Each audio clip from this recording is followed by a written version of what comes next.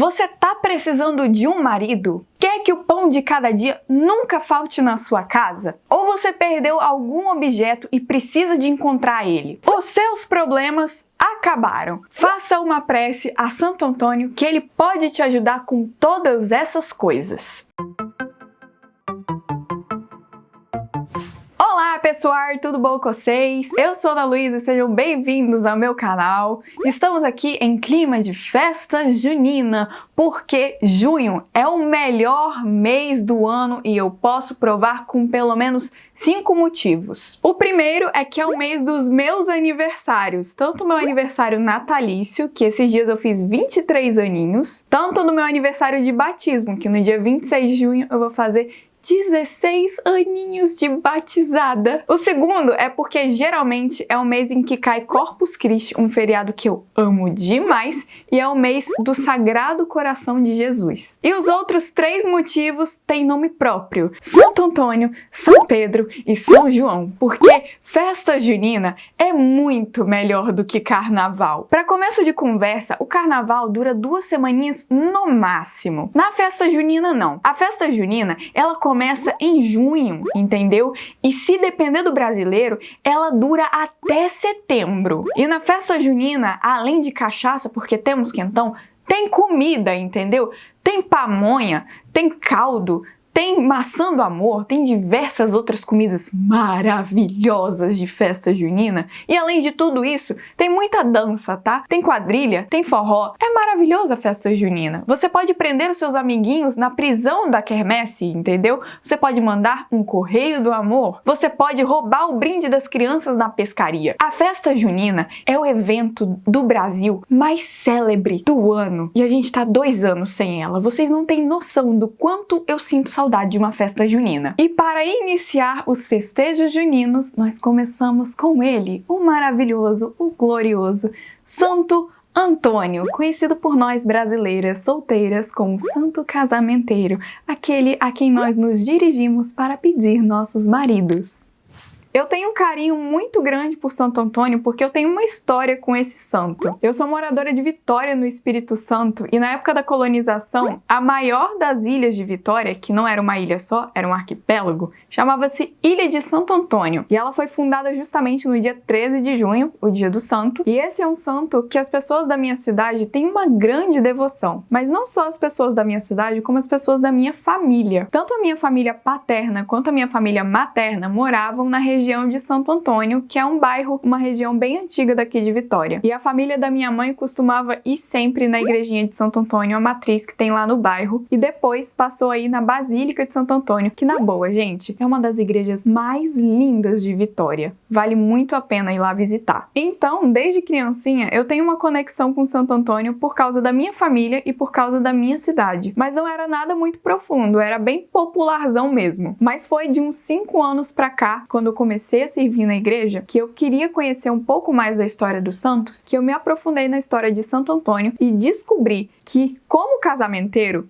ele é um baita de um pregador. Nascido em 15 de agosto de 1195, ou seja, ainda no século X, na Alta Idade Média, Fernando de Bulhões, como foi chamado pelos seus pais no dia do seu batismo, era filho de um fidalgo muito importante lá de Portugal. Os seus pais eram muito católicos, como já era de se imaginar, e criaram seu filho com muito amor na fé católica, e desde criança ele tinha esse apreço pelas coisas de Deus. Ainda muito jovem em Lisboa, ele decidiu que ele queria ser padre, e então ele entrou para a congregação de Santo Agostinho e virou um agostiniano. Foi aí que Fernando de Bulhões decidiu mudar o seu nome para Antônio. Caso vocês não saibam, quando alguém decide entrar para alguma ordem religiosa ou faz um voto muito grande com Deus, essa pessoa tem a tendência de mudar de nome. Isso é uma tradição bem antiga que vem inclusive desde o Antigo Testamento. Deus mudou o nome de Abraão, por exemplo, e no Novo Testamento, Jesus mudou o nome de Pedro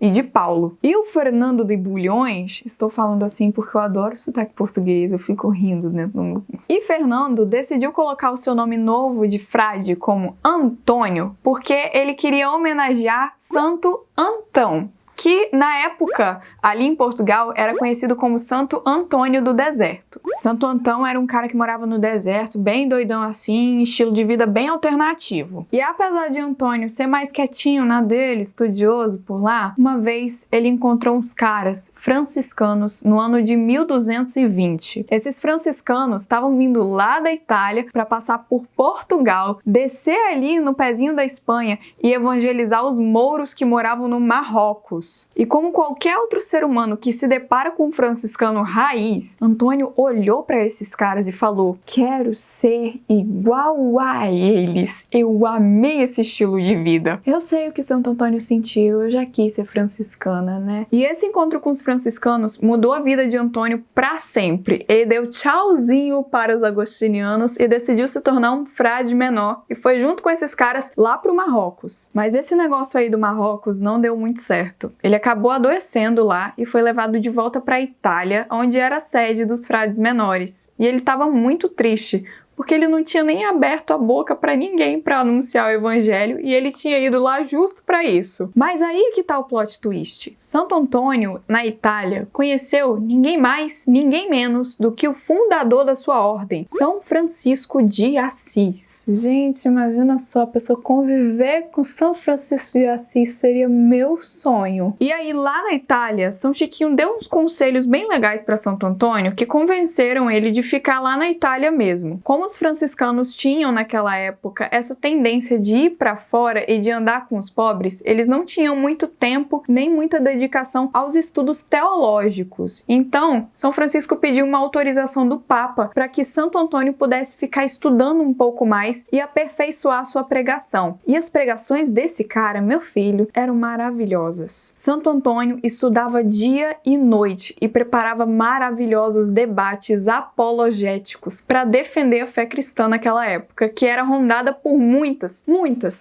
heresias. Nas suas homilias, nos seus sermões públicos e até conversando com os próprios hereges daquela época, Santo Antônio era capaz de transmitir a palavra de Deus que é viva. E sabe quando você ouve uma pregação e sente aquele quentinho no coração que é maravilhoso? Eu tenho certeza que Santo Antônio fazia isso com as pessoas sempre. Dessa forma, ele cuidava para que o povo de Deus se fortalecesse na sua fé e que a igreja não se dividisse por causa das heresias, que é um serviço tão importante quanto converter as pessoas que não são cristãs para a nossa fé cristã. E isso Santo Antônio e eu temos alguma coisa de comum. A gente trabalha para cuidar dos que estão dentro de casa, não para trazer pessoas de fora para dentro. Nessa aí das pregações de Antônio, justamente porque ele era um ótimo orador e transmitia muito bem a palavra de Deus, ele conseguia arrastar multidões atrás dele. E junto com as multidões, sempre tem gente pedindo cura, milagres e diversas outras coisas, como acontecia também com Jesus quando ele pregava. E porque Antônio era franciscano, geralmente eram pessoas mais simples, mais pobres, analfabetas, que iam atrás dele em busca do pão da palavra. Antônio tinha essa capacidade de tornar a teologia super complexa que ele estudava nos livros em coisas simples que as pessoas conseguiam entender. Esse carinho com os pobres que Santo Antônio tinha não era só material, de dar o pão de cada dia, de dar uma peça de roupa que eles estavam precisando. Era também espiritual. E enquanto seus confrades iam cuidando das coisas materiais dos pobres, ele se dedicava a encher as almas desses. E era por isso que as multidões eram tão grandes. E quando a gente fala de multidão, a gente sempre está falando de pessoas que pedem milagres. E se tem uma pessoa que era muito milagreira, era Santo Antônio. Existem diversos relatos de coisas muito extraordinárias que aconteceram pelas mãos de Santo Antônio. Existem muitos relatos de curas, milagres, restaurações de colheitas, inclusive, atribuídas a Santo Antônio enquanto ele estava ainda vivo. Um dos milagres relatados mais legais que eu acho é de um dos hereges que conversava com Santo Antônio ali, discutia com ele, que duvidava da presença de Jesus na Eucaristia. E aí eles fizeram um trato. Se Jesus estava mesmo presente na Eucaristia, até os animais iam reconhecer isso. Então o que eles fizeram? Trancaram um burrinho, deixaram um burrinho com fome há dias, e aí colocaram a hóstia de um lado e aí a comida do burrinho do outro. E aí a gente veria para onde que o burrinho iria correr. E o burrinho com fome não correu para comida, correu para Jesus, presente na Eucaristia.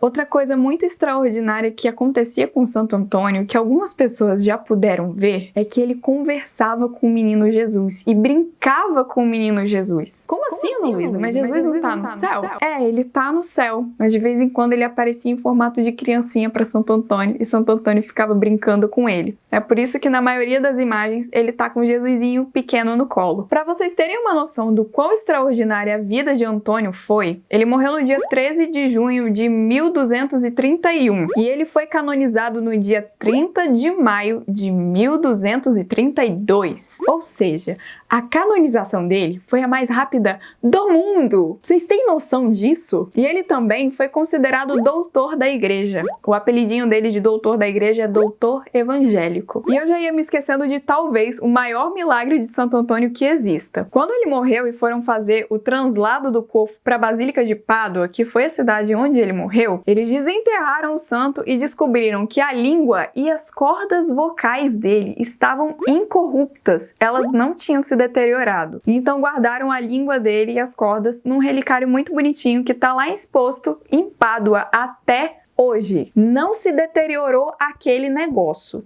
Mas o que você deve estar se perguntando aí, minha querida moça solteira atrás de um namorado? Da onde vem a fama de casamenteiro de Santo Antônio? Olha, eu não achei nenhuma fonte oficial que confirmasse a fama de casamenteiro de Santo Antônio. E na minha opinião, o verdadeiro santo casamenteiro é São Valentim, que inclusive lá na estrangeira, né, lá na gringa, se comemora o Dia dos Namorados no dia dele. Mas dizem as lendas que por ter um carinho muito especial com as pessoas pobres, Santo Antônio ajudava os pais a casar suas filhas com um bom dote, para que elas não ficassem desamparadas durante a sua vida. A gente sabe que até pouco tempo atrás as mulheres não tinham muitos recursos de sobrevivência na sociedade, e isso é uma coisa muito triste. Então o casamento era a melhor forma de elas conseguirem sobreviver com a vida. E além de negociar os dotes dos casamentos, Santo Antônio conseguia sim arranjar bons maridos para essas meninas, para que elas seguissem a vocação de serem mães e de serem esposas e criarem filhos para Deus, com a ajuda dos seus maridos. E além de ser santo casamenteiro, a gente pode rezar para Santo Antônio para achar alguma coisa perdida. Não é muito comum aqui no Brasil, porque aqui no Brasil a gente reza para São Longuinho, né? São Longuinho, me faz achar a minha chave, que eu dou 3 pulinhos e 3 gritinhos. Mas no exterior, ele é muito mais conhecido por ser o santo que acha coisas perdidas do que o santo que arranja maridos. Talvez se juntar os dois, ele possa ser o santo que ache maridos que estão perdidos. Quem sabe, né? E também tem outra tradição popular que eu sempre pratico, que é a bênção dos pães. Você leva o seu pãozinho de sal para abençoar na missa, o padre abençoa e você guarda o pãozinho para que nunca falte comida na sua casa. Essa tradiçãozinha existe porque Santo Antônio tinha costume de distribuir pães aos pobres e geralmente para quem ele distribuía o pão, nunca mais faltava comida na mesa dessas pessoas. Enfim, né? Muito mais do que um santo casamenteiro, assim como seu amigo São Francisco, Santo Antônio foi a face de Cristo na terra. Foi um outro Cristo caminhando com a gente. E isso é bem raro de acontecer. Então cuidado na hora de rezar para Santo Antônio, porque talvez você esteja só barganhando com ele. E ele tem muitas